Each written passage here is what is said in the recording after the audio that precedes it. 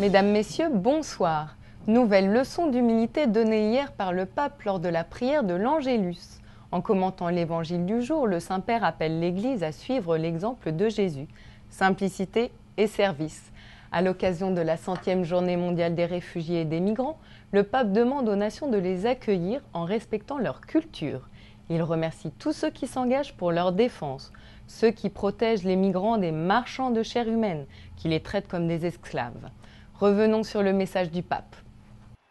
À l'occasion de la journée mondiale du migrant et du réfugié, le pape François a exhorté après l'Angélus les différentes communautés ethniques à ne pas perdre l'espérance d'un futur meilleur. « Je vous souhaite de vivre en paix dans les pays qui vous accueillent », a-t-il ajouté, en gardant les valeurs de vos cultures d'origine.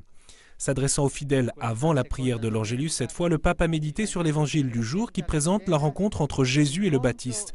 Jésus se présente comme celui qui prend sur lui le péché, le mal du monde.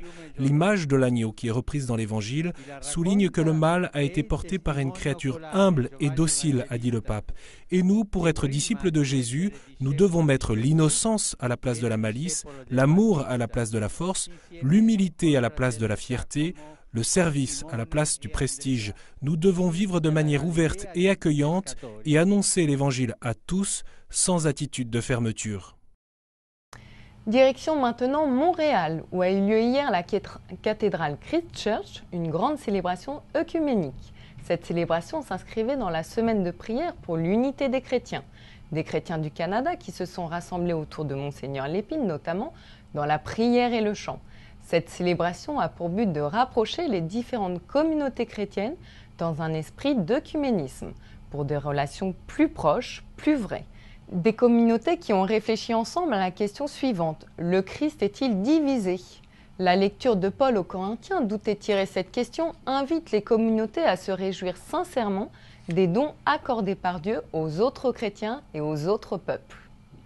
Partons à Paris, où des milliers de personnes ont défilé hier contre la politique du gouvernement français en matière d'avortement et de fin de vie. Cette marche pour la vie dénonce la banalisation de l'interruption volontaire de grossesse. Le pape François, informé de cette initiative, a soutenu les marcheurs et les invite à maintenir leur attention vive pour le respect de la vie humaine. Lundi dernier, face au corps diplomatique, le Saint-Père n'a d'ailleurs pas hésité à exprimer l'horreur que suscite en lui l'avortement. En vue de la visite au pape du président François Hollande le 24 janvier prochain, les milieux catholiques français ont alerté le pontife de la politique française hostile aux valeurs chrétiennes fondamentales sur la vie et la famille. Écoutons le cardinal Barbarin, archevêque de Lyon, et Monseigneur Bagnard. Ils ont participé à cette marche pour la vie. Ils sont interviewés par KTO.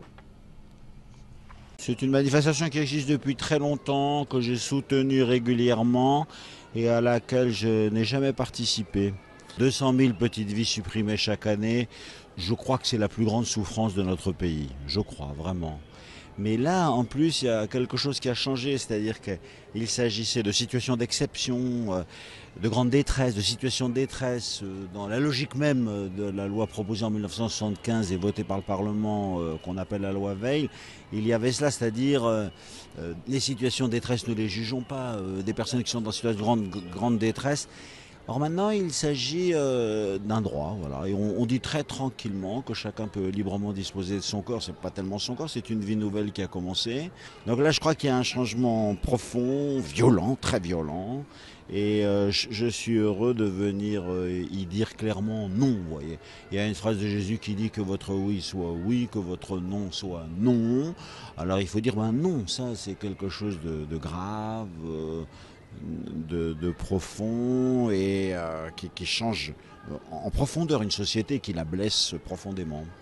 Moi, je suis venu tout simplement parce que il y a dans quelques jours, comme vous le savez, le vote au Parlement de la nouvelle loi sur la bioéthique et il paraît important en fonction de cette actualité de venir présenter notre grand désir de défendre la vie. C'est la fin de cette émission. Je vous souhaite une très bonne soirée. À demain.